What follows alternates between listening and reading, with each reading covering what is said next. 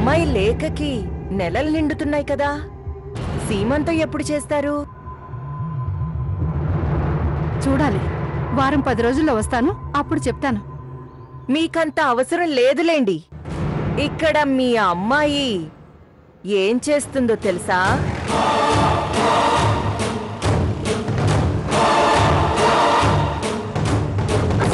ఏం చేస్తుందంటే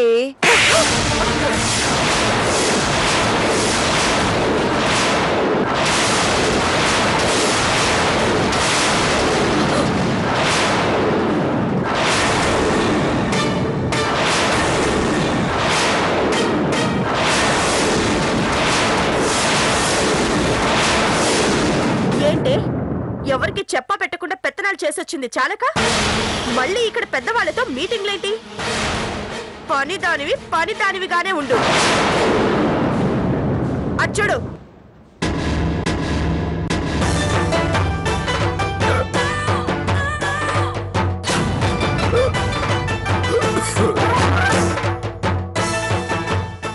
మొగుడన్న వాడికి పొద్దున టిఫిన్ పెట్టాల్సింది పోయి పెత్తనాలు చేసేస్తావా?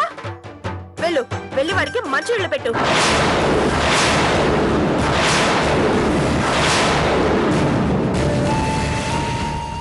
నీ చెల్లిని బానే కాపాడుతున్నావు. మీరెళ్ళండి అత్తయ్య. పిన్ని బాయ్. పదండి వదినా.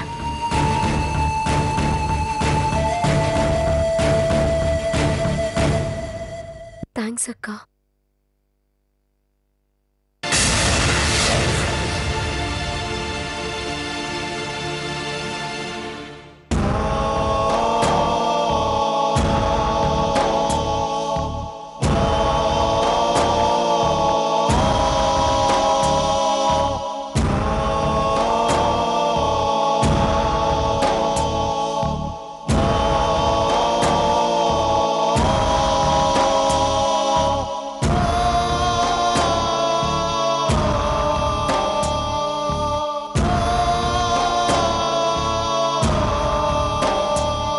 అదొదినా, దాని సంగతి మీకు తెలిసిందే కదా. దాన్ని పంపుదామంటే మా వల్ల కావడం లేదు. ఏమనుకోకండి వదిన గారు, అదంతే. ఇంతకాలం నేను రేఖని మాత్రమే సరిగ్గా పెంచలేదనుకునే దాన్ని, కానీ ఇప్పుడు దీన్ని కూడా వదిన సరిగ్గా పెంచలేదనిపిస్తోంది.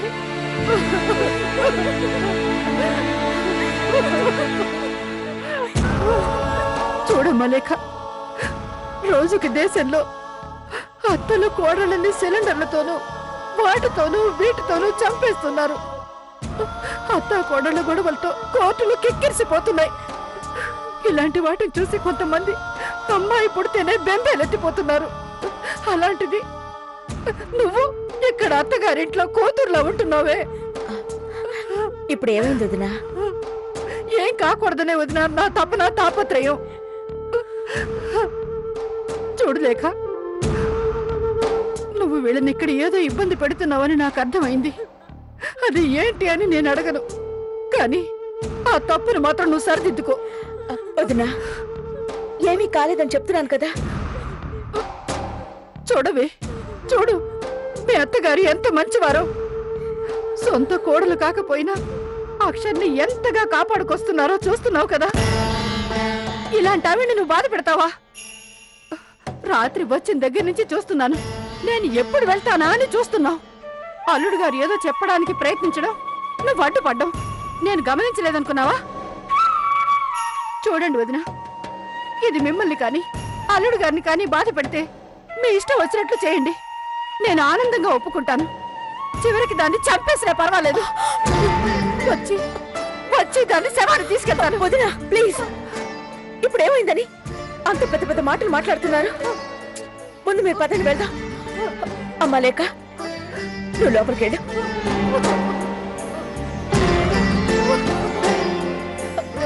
వదినా పదండి వదినా, బయలుదేరదాం. నేను వెళ్తాను వదినా. పర్వాలేదు వదినా, మీరు వెళ్ళండి, నేను వస్తాను. పదండి.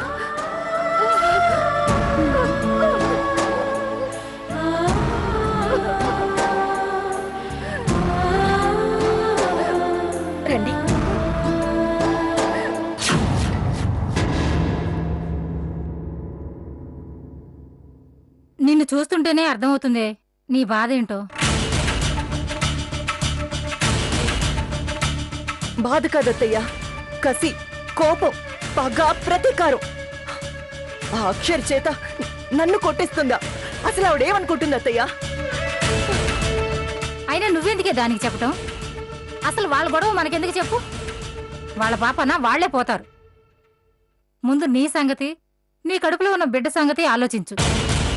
అవునులే, ఎప్పటికైనా మీరు ఒకటేగా. నేనెవరిని? మధ్యలో వచ్చిందాన్ని, మధ్యలోనే పోయేదాన్ని. ఏంటి ఆ మాటలు? నువ్వెక్కడికి పోతావే పిచ్చిదానా?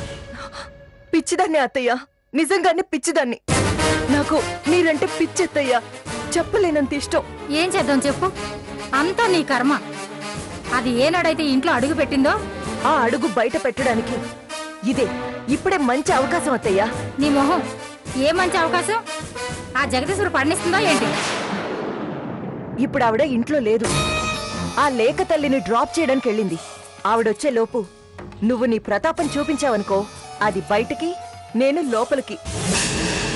ఏంటత్తయ్య ఆలోచిస్తున్నావు? నా మాట వింటుందంటావా? వినదు, చస్తే వినదు. వినకపోగా తిరిగి మిమ్మల్ని కోపడుతుంది. రేఖా, లేకపోతే ఏంటత్తయ్యా? మీలోని మంచితనాన్ని వాళ్ళు మీ చేతకానితనంగా చూస్తున్నారు. ఇలాగే మెత్తగా అడిగితే నేను చెప్పిందే జరుగుతుంది. అసలు ఆ జగదీశ్వర్ కంటే మీకేం తక్కువ అత్తయ్యా? ఆస్తిలో తక్కువ? అందంలో తక్కువ? మరి దేనిలో తక్కువ అత్తయ్యా మీరు? మీరు రెచ్చిపోకపోతే, మీరు ఇలాగే ఉంటే బట్టల్ని ఎలుకలు కొరికి పారేసినట్టు వాళ్ళంతా మీ ఆస్తిని కొరుకు తినేస్తారత్తయ్యా. అప్పుడు మనం చిరిగిపోయిన బట్టలతో వీధిని పడతాం. మీ అబ్బాయి కూడా ఆవిడ వైపే. ఇక మీ వైపు ఎవరున్నారు? నాకు తిక్క రేగిందంటే నేను కూడా ఆవిడకే చేయి కొడతాను. అప్పుడు మీరు అబ్బా అంత మాట అనకే. మరిప్పుడే వెళ్ళి ఆ అక్షర్ని మొహం వాచిపోయేలా తిట్టండి. దెబ్బకి పుట్టింటికి పరుగులు తీయాలి.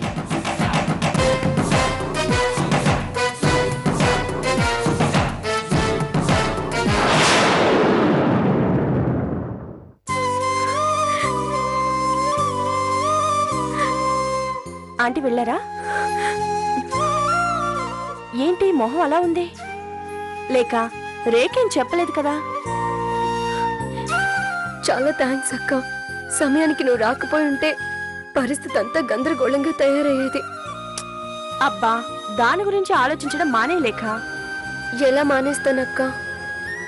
అమ్మకి అసలు విషయం తెలియకపోయినా ఏదో నేను మీ అందరికీ సమస్యగా ఉన్నానని అర్థమై నన్ను కొట్టిందక్క. అవునా? అత్తయ్య ఏమనలేదా?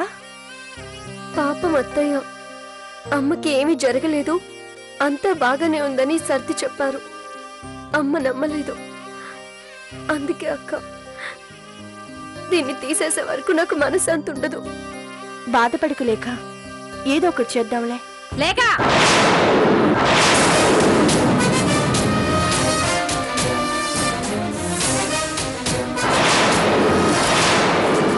ఏంటత్తయ్య? ఏంటా నీకు అసలు బుద్ధి జ్ఞానం ఉందటే? నేనేం చేశాను అత్తయ్య? ఏం చేసావో నీకు తెలీదా? అన్నీ తెలిసే చేస్తావు, కానీ ఏమీ తెలియనట్టుంటావు.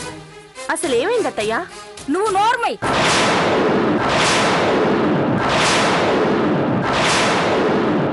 అసలు నువ్వు కదటే దాని జీవితాన్ని నిలువురా నాశనం చేయబోయింది.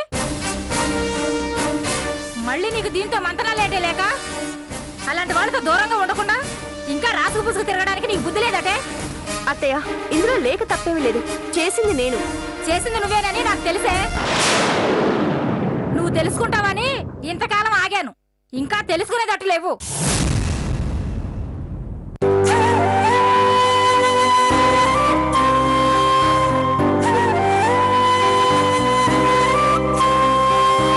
అవునులే, తెలుసుకుంటే ఇంకా ఈ కొంపలోనే ఎందుకు పడి ఉంటావు? ఎప్పుడో పెట్టేబేడ సర్దుకొని నీ పుట్టింటికి పోయేదానివి.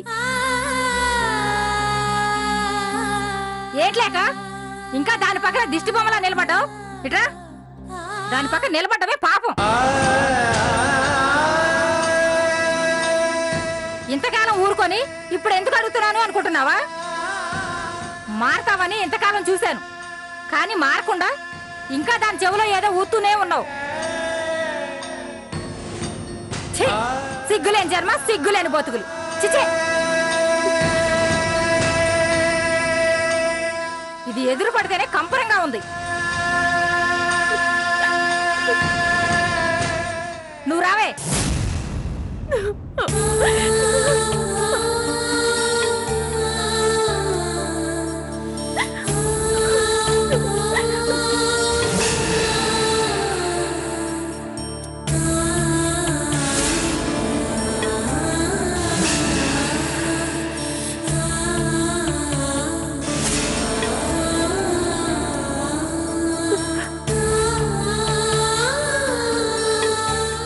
నేను వెళ్తున్నానండి. తప్పు చేశాను. శిక్ష అనుభవించడానికే వెళ్తున్నాను.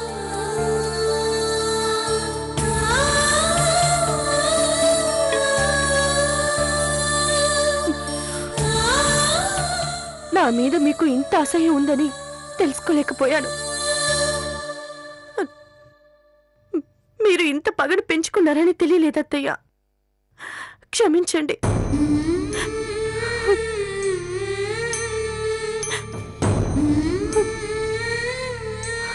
నువ్వు చాలా అదృష్టవంతురాలివి లేక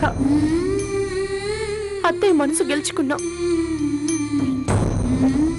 వస్తాను లేక ఆరోగ్యం జాగ్రత్త.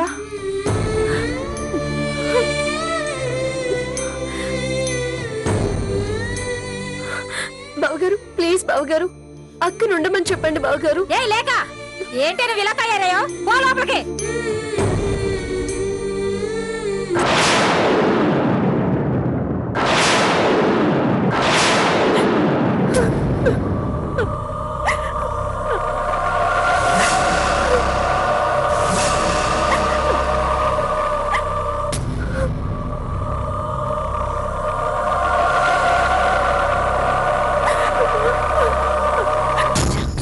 ఈవిడ గారు ఇప్పుడే రావాలా? ఏ రాని జగదీశ్వరు ఉండమన్నా ఇదే మొహం పెట్టుకుని ఇక్కడ ఉంటది. నువ్వేం దిగులు పడదు.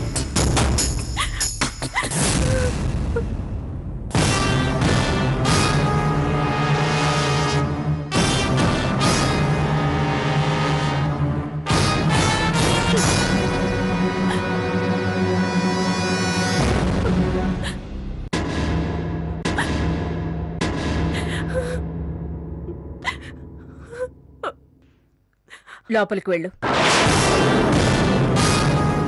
అక్షర, లోపలికి వెళ్ళమన్నానా?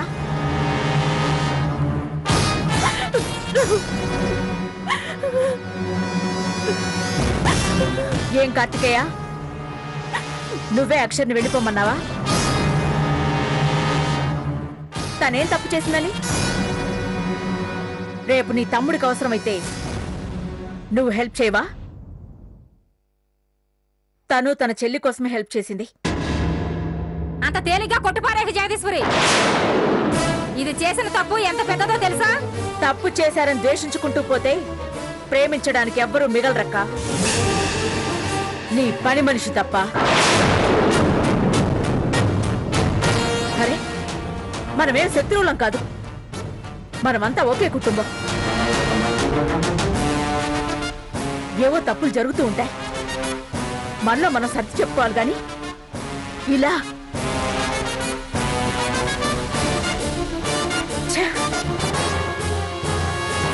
ఏమ్మా లేక అక్క నీకోసమేగా ఇంత పని చేసింది. ఉండమని లేకపోయావా? దాన్నేం అనొద్దు జగదీశ్వరి. దాన్నే కాదు, ఇక్కడ ఎవరిని ఏమీ అనవసరం లేదు. నా కోడల్ని నేనే బయటికి పంపిస్తున్నాను. ఇక్కడ ఎవరి ప్రమేయం గాని పెత్తనం గాని అవసరం లేదు. ఓయ్ ఇట్రా. ఇదేం చేసింది జగదీశ్వరి? నువ్వు కాసేపు మాట్లాడకుండా ఉండక్క.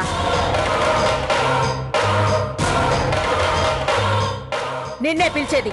రా.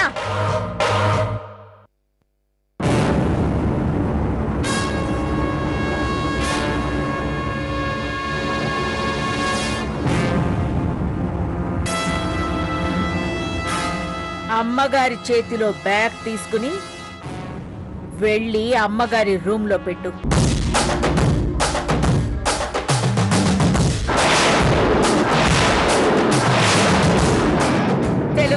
చెప్పాను వెళ్ళా.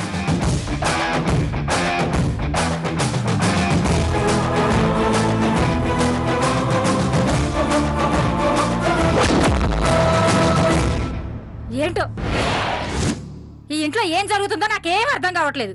నువ్వు పని మనుషుల గురించి ఆలోచించడం మానేస్తే అన్ని క్లియర్ గా అర్థమవుతాయక్క. ముందు ఆ పని చెయ్యి.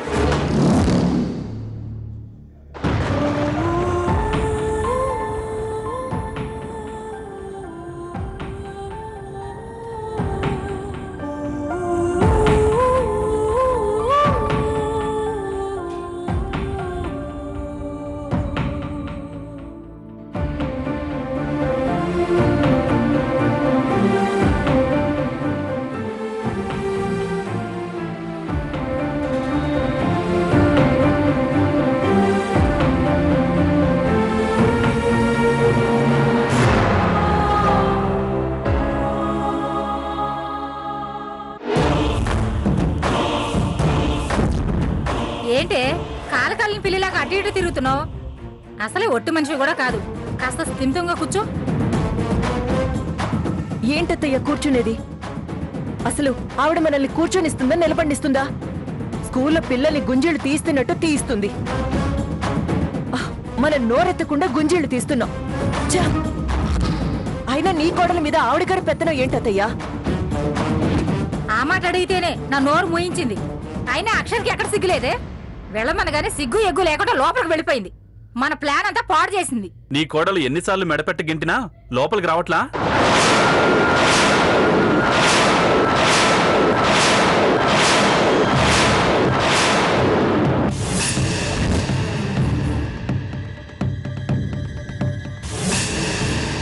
ఏంటమ్మా నువ్వు ఇలా మారిపోయావు? ఇదేమన్నా నీకు మందు పెట్టిందా ఏంటి? దీన్ని వెనకేసుకొస్తున్నావు? అమ్మ ఇందాకే కదా చెప్పింది పని మనిషి గురించి ఆలోచించడం మానేమని. మందు మీ అమ్మకి నేను పెట్టలేదు, నీకే ఆ అమ్మ పెట్టినట్టుంది. చూసుకో, లేకపోతే కన్ను తల్లిని వదిలేసి ఆవిడ్ని. ఏయ్, మా అమ్మని ఒక్క మాట అన్నావంటే నరికి పోగులు పెడతాను, జాగ్రత్త. ఏ అదన్నదాంట్లో తప్పే ఉందరా? ఉన్నమాటేగా అంది. లేదులే అత్తయ్య, ఈయన గారికి ఆవిడన్నా అక్షరన్నా వల్ల మాలిన ప్రేమ. అందుకే వాళ్ళెన్ని తప్పులు చేసినా ఊరుకుంటారు. కానీ నేను ఏయ్, దాంతో నీకు పోలికంటే నీకు నిలువున కుట్రలు కుతంత్రాలేగా. మరి దానికేంటో అది నేను చెప్పనవసరం లేదు, అది నీకే తెలుసు. అక్షర ఆడదే, మనసున్న ఆడది. అంటే ఈసారికి అక్షరం అంటే కోపం లేదన్నమాట. ఈసారి బయటికి మెత్తకు కనిపించినా కేక పుట్టిస్తున్నాడు. ఆహా, అయితే దాన్ని నెత్తునెక్కించుకొని ఊరేగండి. నాకు నీ పద్ధతి నచ్చట్లేదురా. నాకు నీ పద్ధతే నచ్చట్లేదమ్మా.